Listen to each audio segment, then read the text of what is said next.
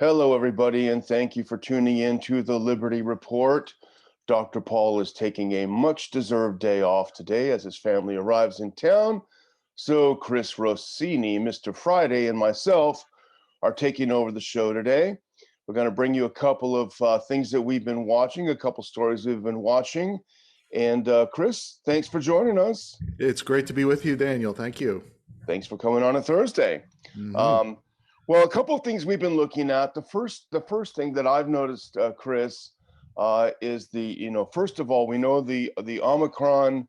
Uh, what do you want to call it? Freak out, meltdown. The rest of the world. It's almost like they were just waiting for something to happen so they could blow the whistle, so they could blow the panic button. And they got it with Omicron, but the only problem for them is it's not delivering as they wanted.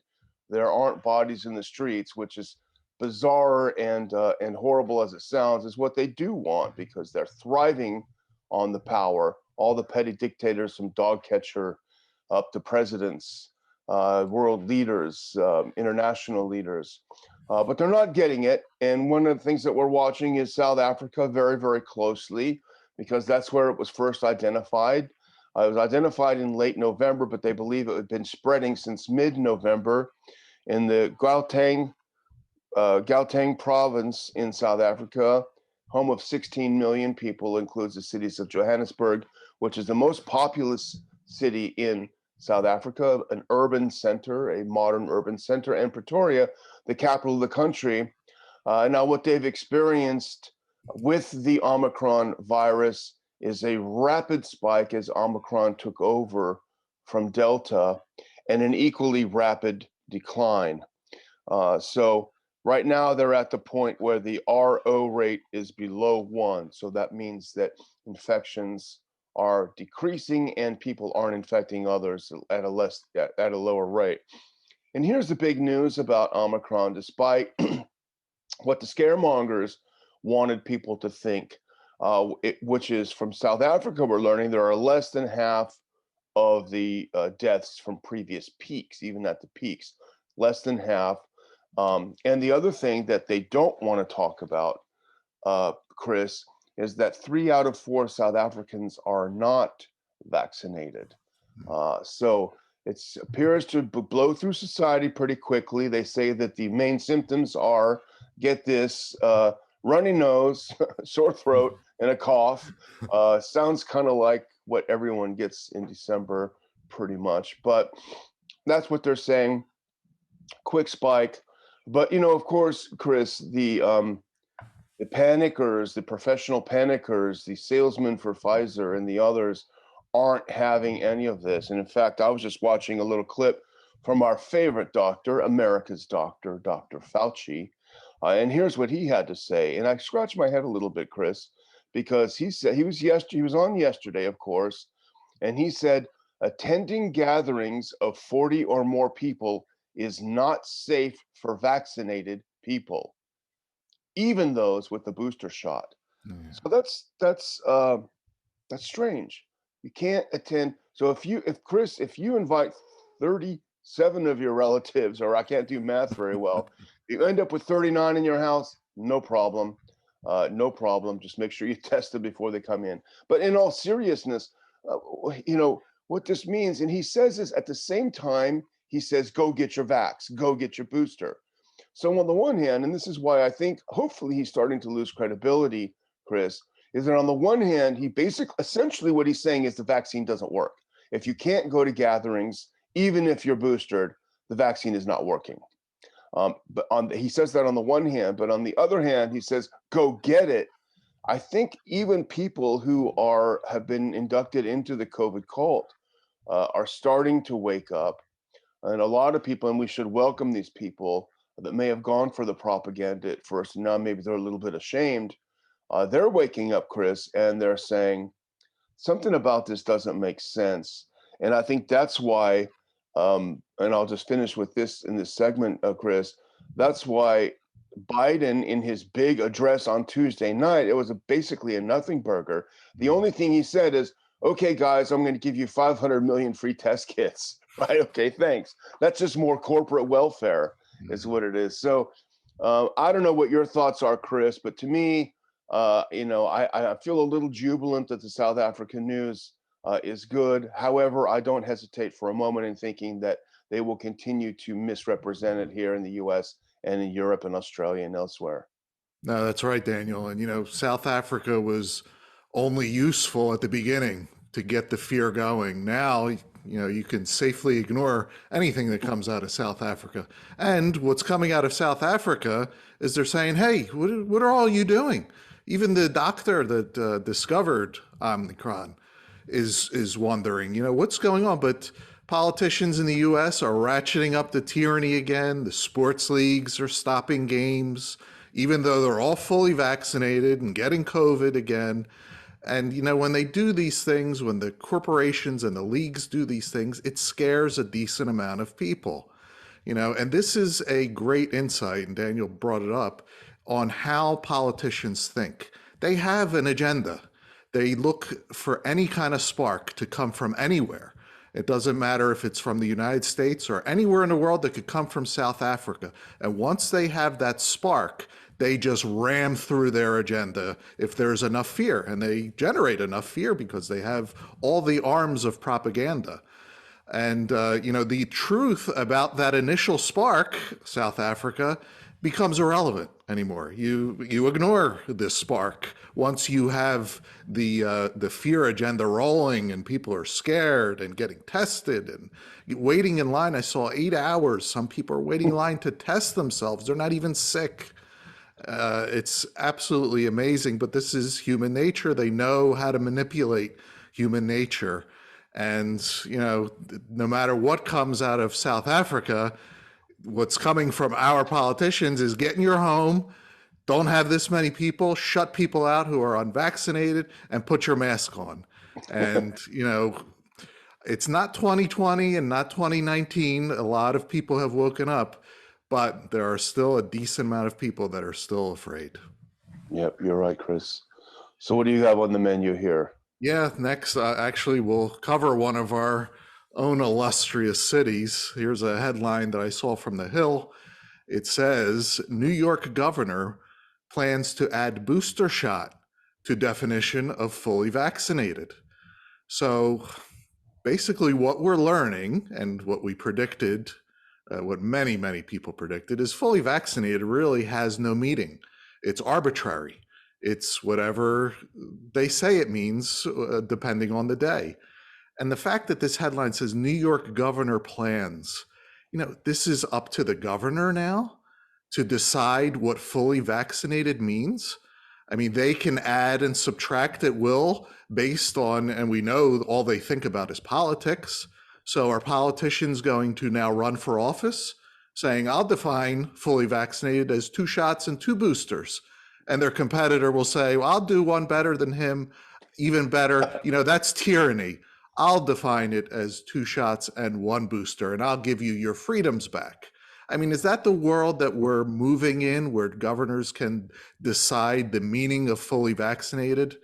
I mean, and this, so-called meaning depends what types of freedoms you have, what businesses and restaurants you can go into based on this arbitrary definition. So look at the mess that this 15 days has caused. Look at the Pandora's box that it has opened, and it's just mushrooming into all these different forms of tyranny. So the lesson remains the same, and it's an ancient lesson. You cannot give people in power a single inch, because once you give them that inch, they will take it all from you. And, we have a big hole to dig ourselves out of, Daniel. Yeah, I mean, this is one time where hopefully, ultimately, the market will the market will work. These restaurants will go broke. And that'll be a good thing. Let New York turn into a hellhole. Let it turn into, one massive sinkhole, and let Florida prosper, and places that experiment with some freedom prosper.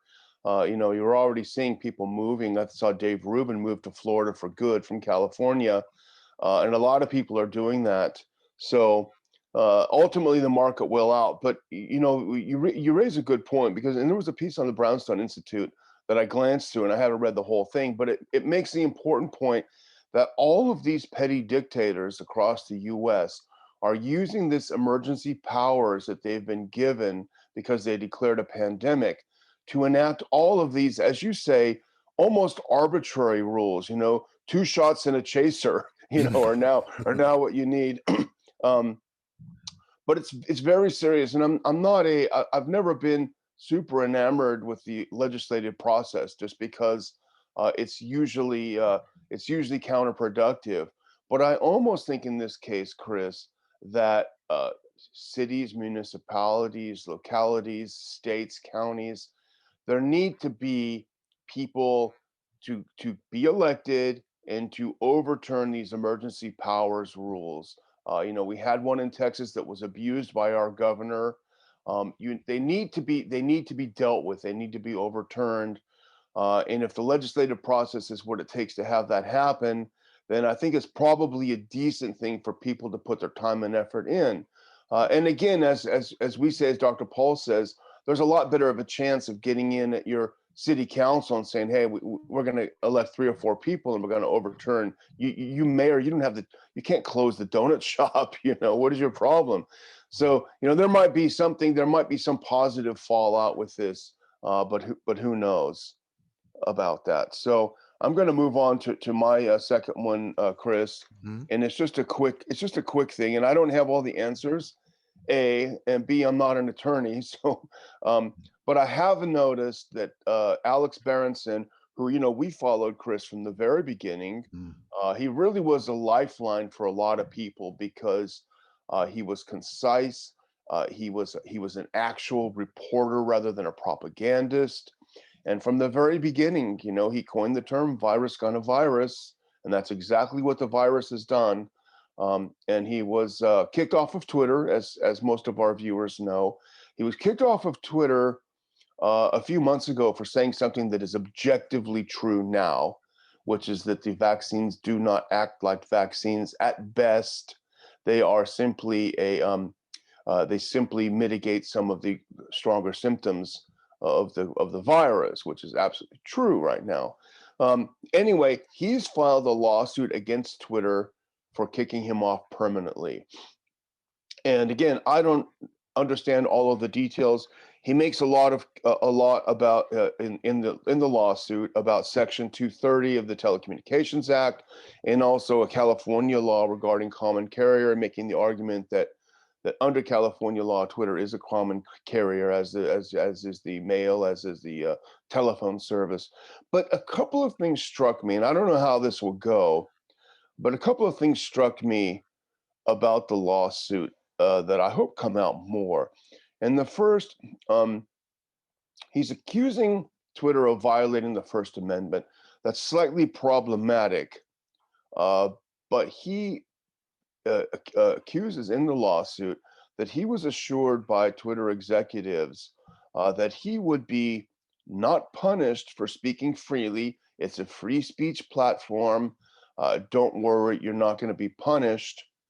Um, and he was. And so that raises some interesting breach of contract, if there was even an implied contract. Again, I'm not a lawyer, but it sounds like that. The interesting thing about, and Berenson wrote about this himself in something he put out yesterday. The interesting thing about this crackdown, after he was assured there would not be a crackdown, is it came just a couple of days after the Biden administration and Biden himself said, we are going to crack down on COVID misinformation in the social media.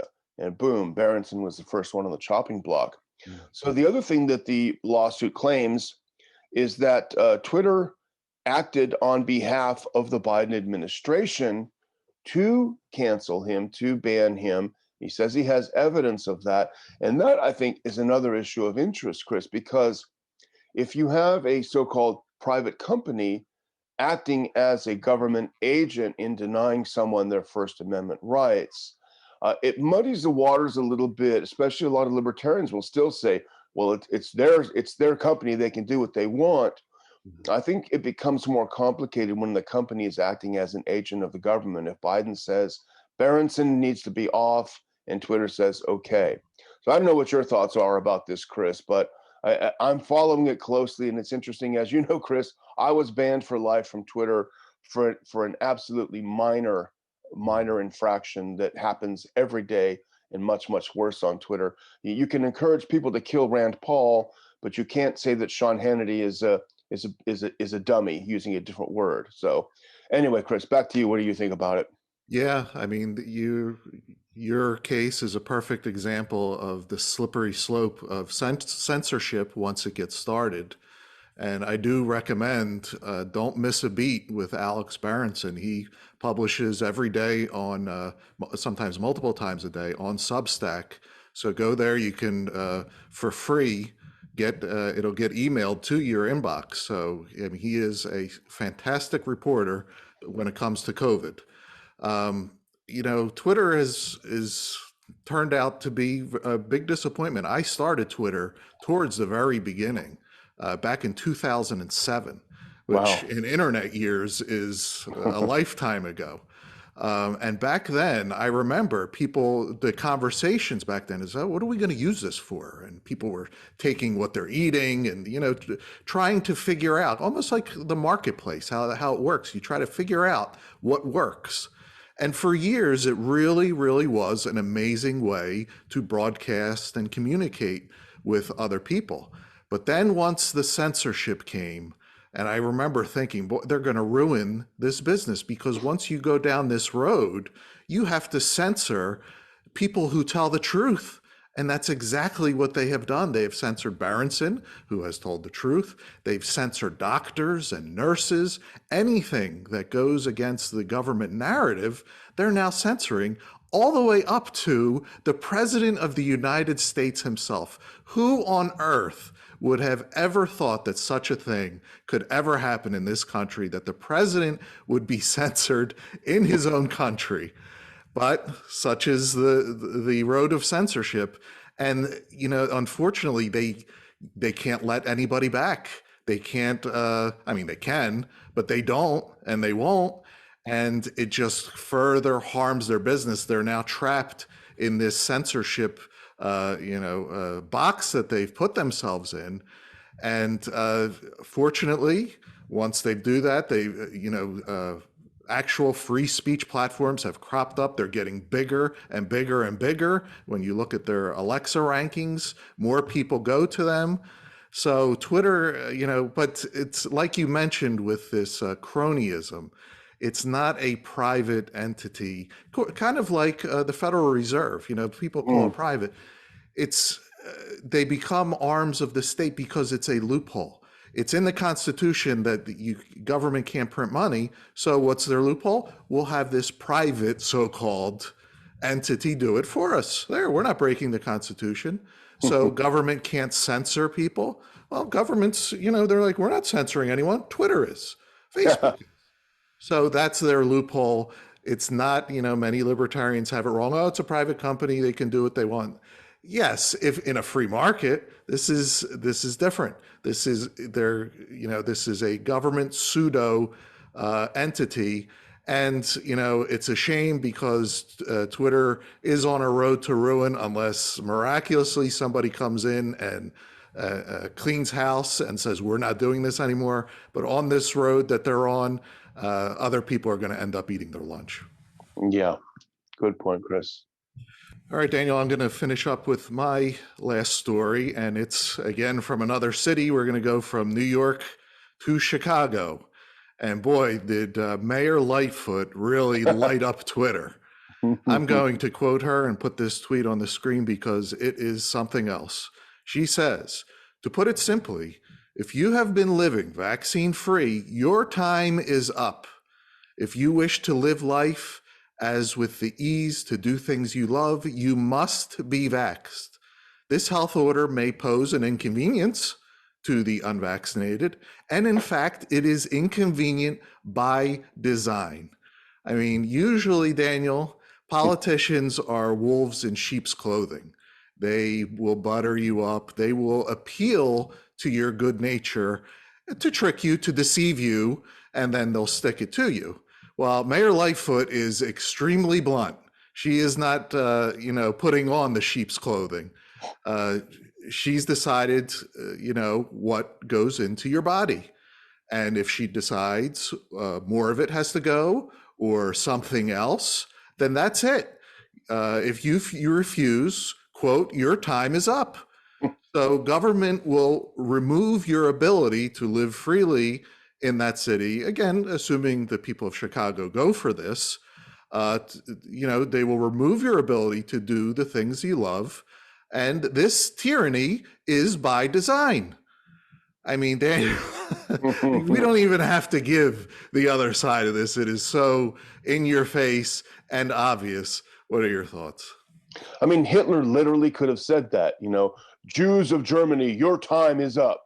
It literally sounds like something that could come out of Hitler's mouth.